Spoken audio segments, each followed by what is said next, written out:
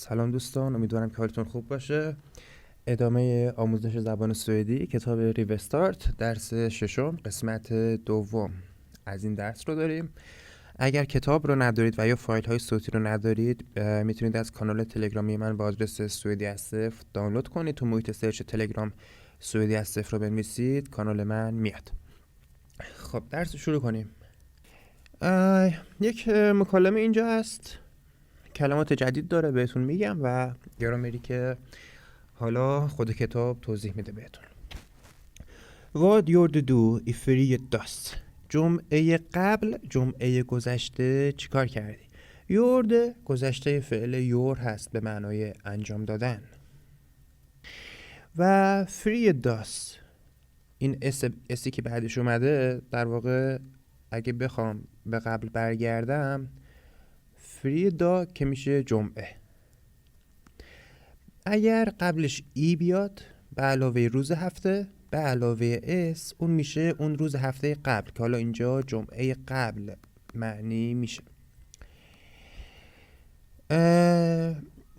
ببخشید، جمعه قبل یا جمعه هفته گذشته چیکار کردی؟ اسم درس اینه. خب این شخص میپرسه که جمعه هفته قبل چیکار کردی و در جواب ای fredags جمعه قبل دو hälsade jag på farfar som var sjuk که معناش میشه چی؟ دو که گفتم معنای سپس بنابراین این گونه، به فارسیش نمیدونم چطور بگم، اما خب دقیقش نمیدونم چی میشه واقعا. اگه نظری دارید کامنت کنید که به فارسی چجوری ترجمه کنیم کلمه دو رو. hälsade jag، hälsade گذشته فعل هلسا هست که به چه معناست؟ سلام کردن، سلام رساندن، حال و احوال کردن. من چیکار کردم؟ سلام رسوندم به پدرم که میشه پدر بزرگ پدری.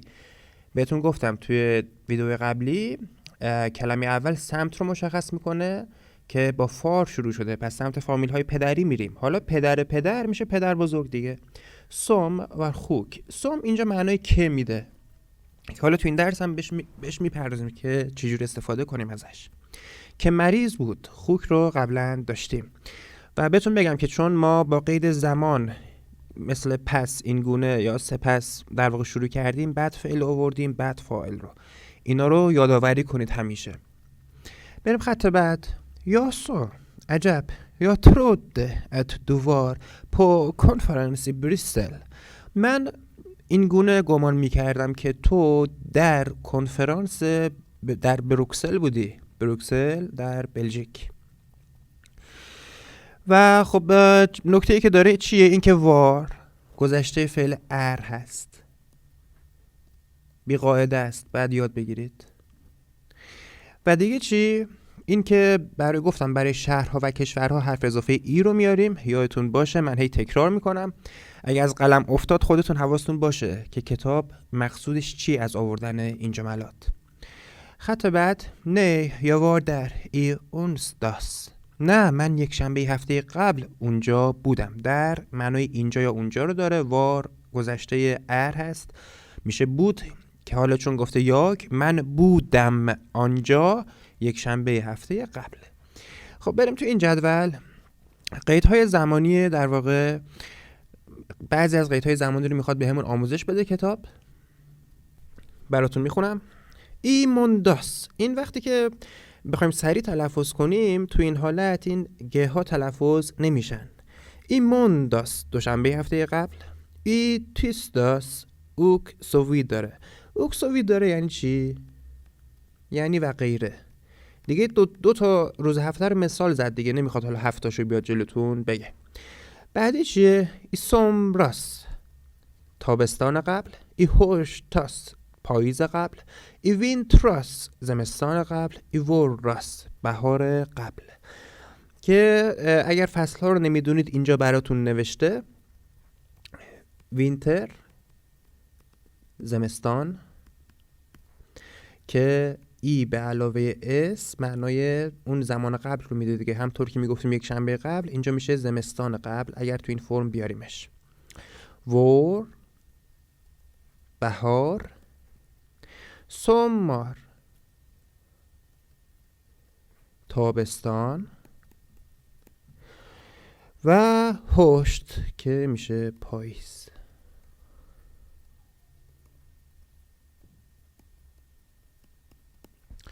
خب بریم ادامه صفحه. خب ادامه صفحه چی میخواد از شما؟ این که با هم دیگه تمرین کنید، بگید که مثلا دیروز چی کار کردید، جمعه قبل چی کار کردید، شنبه قبل چی کار کردید، تابستان قبل چی کار کردید و زمستان قبل چی کار کردید و غیره.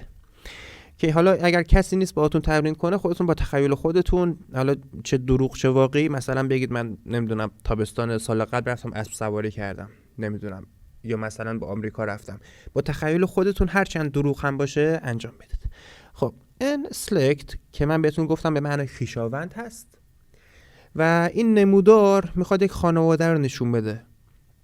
ببینید مثلا اریک و یوهانا با هم ازدواج کردن و صاحب 4 فرزند شدن. 2 از فرزنداشون باز ازدواج کردن و باز صاحب فرزند شدن. میخوایم اینا رو به سوئدی واژگان خویشاوند رو تو تمرین بعدی حل کنیم. خب بریم اینجا نگاه کنید، اگه دقت کنید اینجا چی گفته؟ گفته که کلمه درست رو انتخاب کنید و جایی که درسته و صحیح هست استفاده کنیم. نکته که داره چیه؟ این که آقا پاپا میشه همون فار یا پدر، ماما میشه همون مور یا مادر. مثلا خب اینجا که نوشته یوهانا ار آناس، این اس مالکیته، یعنی یوهانا چیکاره آنا هست. طبق اون نمودار درختی خب مادر در واقع مادرش میشه. اون موقع چی مینویسیم؟ چون سمت مادر اول مور رو مینویسیم و چون مادر دوباره مور. اگر به صفحه قبل نگاه کنید اون نمودار رو ببینید، از اون نمودار حل کنید خیلی راحت تر. حالا من نتونستم 2 صفحه رو بتونم تو این ویدیو بیارم، اما خب چیزایی که هست این کلمات رو براتون ترجمه میکنم. سیسکون میشه خواهر برادر.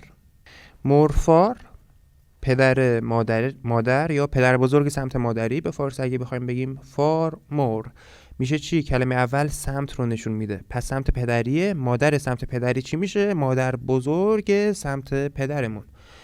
کوزینر میشه پسر عمو یا دختر عمو. فار پدر بزرگ پدری. بارن یعنی بچه یعنی چی؟ یعنی نوه.